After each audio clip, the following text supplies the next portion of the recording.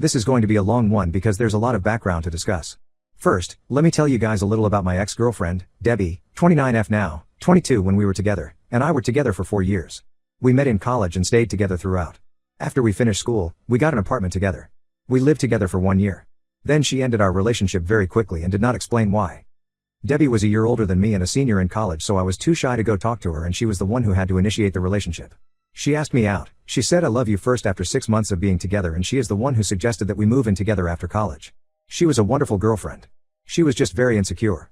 I don't know what it was, maybe it was because I never really took initiative in the relationship or something similar, but she was just always very insecure and jealous, and she would hate it when I spoke to other girls no matter who they were. So, after a couple of fights, I cut off all my friends who happened to be women because Debbie was more important to me than being friends with other women. And it wasn't just friends from college who I stopped talking to, but I also stopped speaking to my school friends who had been friends with me for more than 5 years at that point. I am back to talking to them because Debbie is not in my life anymore, and my wife is cool with my friends regardless of gender. But back then, I was just friends with my guy friends, and I wasn't even allowed to go out with them to have a boys' night because Debbie believed that it would just be an excuse for us to all go to bars, get wasted and pick up girls. I didn't think that was fair to me because she had forbidden me from seeing anyone without her because of how insecure she was. But I couldn't see how wrong it all was because I was too in love with her, and I felt like she was too. She would tell me all the time about how much she loved me and said that she couldn't live without me. She couldn't imagine a future without me and whatnot. So, I stayed, despite everything, because I wanted to marry her and be with her.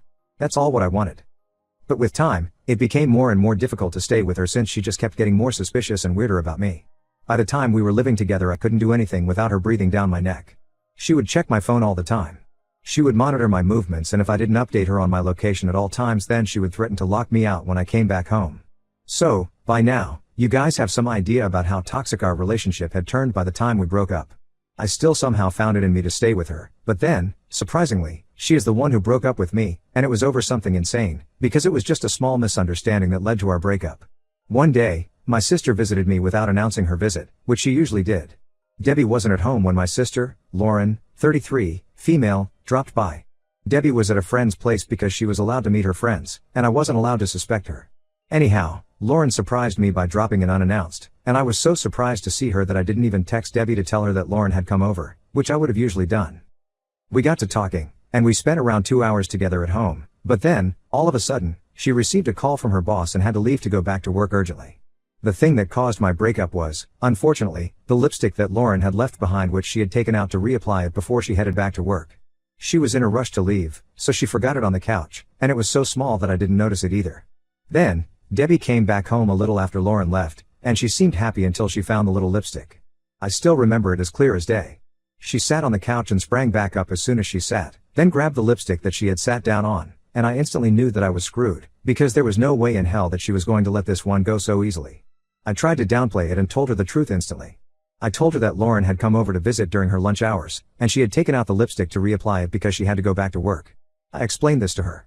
She was rushing to go back home, so she had forgotten to put it back in her purse. But Debbie wasn't accepting any of my explanation.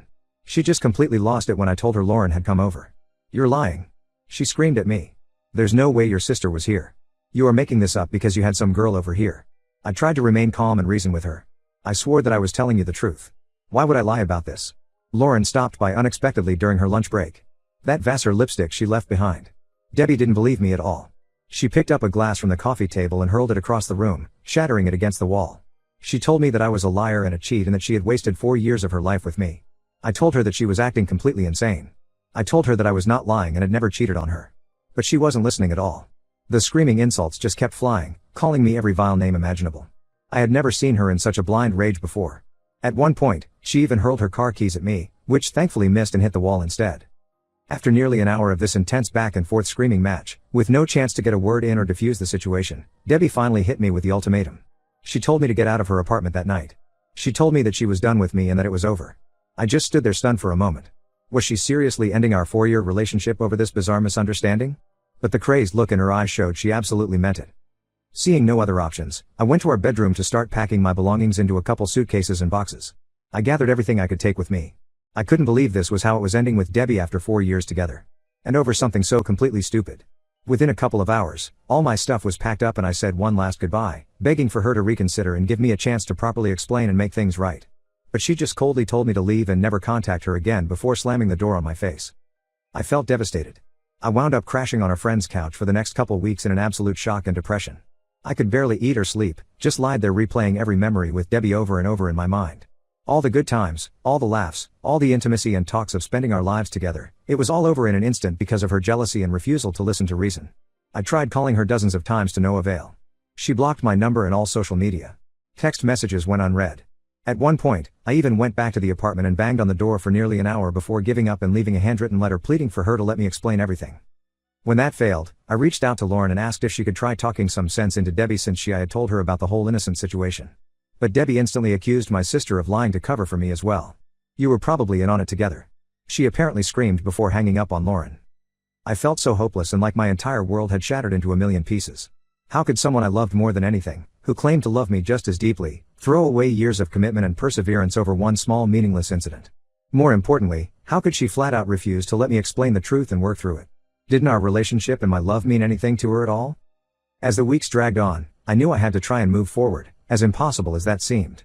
With the support of friends and family, I eventually pulled myself out of that dark spiral. I forced myself to start going through the motions of daily life again, getting out of the house, looking for a job, making attempts to casually date though my heart wasn't in it at all. Little by little, the clouds started to lift, but I will never forget the deep emotional trauma of having years erased in a blind fury without any chance for explanation or reconciliation. It was one of the most excruciatingly painful experiences of my life and really shook my faith in love for a long time. I just hoped that eventually the scars would heal enough to open my heart again to someone worthy of the trust and commitment I had for Debbie. Update number 1. It took several very long and painful months, but I finally started feeling like myself again after the devastating breakup with Debbie. With the love and support of my friends and family, especially my sister Lauren, the cloud of depression slowly began to lift. Then one random day around 7 months after the horrible blow-up with Debbie was standing before me with a very obvious baby bump. She looked to be around 7 months pregnant. I was completely caught off guard. Rather than any sort of greeting, she just came right out with it in an accusatory tone that she was pregnant and it was mine. I was shocked. How is that even possible? We broke up months ago. She said that she got pregnant right before the whole blow-up. So, the baby is definitely mine as per her. I didn't want to believe what she was saying. No way it was mine. But she instantly cut me off, that familiar anger flaring up. Don't even try denying it. I know for a fact the math lines up and you were the only guy I was sleeping with back then. So, man up and take responsibility for once. If what she was saying was true, my life was about to change forever. I was going to be a father. The thought was absolutely terrifying and thrilling all at once. I was stunned. I wanted to be sure that it was mine. Debbie said impatiently that yes, she was sure that the baby was mine. According to her, we had sex in like mid-August before she lost it and kicked me out. I suddenly remembered we did have one final intimate night together in mid-August right before everything fell apart so disastrously. Could she actually be right about the dates lining up? If so, that meant we made this baby before the big blow-up. Debbie's tone suddenly softening to one of pleading. I was angry and stupid, but this is so much bigger. We made a child together, whether you like it or not. And I want us to be a real family now. I gaped at her in shock as she continued. That's why I'm here, to ask you to marry me and we can raise this baby the right way, as parents who love each other like we used to. Just weeks ago, I assumed I would never see or hear from Debbie ever again after the traumatic way she ended things. And now here she was very pregnant, and proposing to me? I told her that I need time to process and think rationally about what's best. She instantly cut me off, getting angry again in an instant. What do you mean you need time? There's no time, you idiot. I'm 7 months pregnant with your damn kid and we're going to get married right now so our child has a stable home. I deeply regretted ever dating someone this irrationally volatile. Debbie jabbed her finger into my chest and said that if I won't marry her right now like a real man, she would take me to court and make sure I pay child support for the next 18 years whether I was in that kid's life or not. She was damn serious. Debbie had completely lost her mind here. How could she be demanding I either marry her this instant or she'll financially drown me? This was total insanity. I told her to calm down and told her that this was way too much for me to process or make any rash decisions about. I said that I was not saying no, I was just saying I needed some reasonable time to think this through. Think this through? She exploded, seemingly having a mental breakdown right there in my doorway. There's no thinking needed. This is your kid whether you accept it or not. I'm not giving you any kind of time, it's either you man up and marry me in the next week or I'll see you in court. End of story. With that unbelievable outburst, Debbie turned and stormed off down the hallway, leaving me leaning against the doorframe and feeling like I might actually vomit. After spending a couple of hours laying down, I attempted to look at things more rationally. I pulled out a calendar and started counting backwards from Debbie's claimed due date in June and cross-referencing it to when we had our final intimate encounter in August before the nasty breakup. And that's when I realized Debbie had to be wrong. The dates didn't actually line up at all based on how far along she seemed to be. In fact, if my math was correct, she got pregnant at least a month or more after we stopped being intimate and went our separate ways. Which meant the baby couldn't possibly be mine like she was swearing up and down. I kept going over the dates again and again, trying to find any miscalculation that could make Debbie right. But I kept coming to the same conclusion. The timeline showed there was no way I was the father of this child. I felt a strange mix of relief that I wouldn't be an unprepared parent after all, but also frustration that Debbie seemed to be trying to dupe me in some way. When she showed up at my door again a week later, I was prepared to lay out the evidence and timelines to disprove her accusation that I fathered her child. I told her that I have looked at the timelines very closely based on the dates she gave me. And the reality is, there's no way this baby was mine. The dates don't add up at all. She looked momentarily stunned before the anger returned full force. What? What the hell are you talking about? Of course it's yours. I haven't been with anyone else for over a year before we broke up. I told her that that might be what she thought, but based on the due date, this kid had to have been conceived well after she and I went our separate ways. I would be happy to sit down and show her the math, but there's just no way this was my child, she shouted furiously, getting in my face. Just admit you knocked me up and be a damn man about this. I stood firm, refusing to be intimidated or allow her to bully me. I simply won't admit to something that's not true just because she wants it to be. If the dates matched up, I would absolutely take full responsibility. But they don't, so this baby cannot possibly be mine. Debbie kept ranting and raving at the top of her lungs, calling me every horrible name in the book. But I simply waited her out calmly until she was done with the tantrum and took a few deep breaths. She then glared at me through gritted teeth before spinning around and storming off again without another word. Her pride was too thick to admit any miscalculation or potential mistake. She seemed absolutely convinced she could bully and threaten me into just blindly accepting her claim. True to her word, I received papers from her lawyer a few weeks later filing for child support, custody rights, and even reimbursement for prenatal/childbirth costs since I was the father. I immediately contacted a lawyer of my own to fight this and present all the evidence disproving paternity. Over the next few months leading up to the birth, there were several court hearings and attempts to get an early paternity test, which Debbie actively fought against. She kept insisting she shouldn't have to prove anything since I was clearly the father. My lawyer had to keep tempering my anger at how determinedly convinced she was trying to scam and defame me. When she finally had the baby in June, the judge immediately ordered a paternity test as a first priority before any other matters could proceed. Debbie kept ranting and raving right up until those test results came back a few weeks later. I'll never forget the look on her face when the judge opened the envelope and said, "Based on these certified lab results, it has been conclusively proven that Mr. Smith is not the father of this child." It was the same dumbstruck, slack-jawed expression of someone who had their entire personality and worldview shattered into a million pieces in an instant. She didn't say anything, she just shook her head repeatedly in disbelief.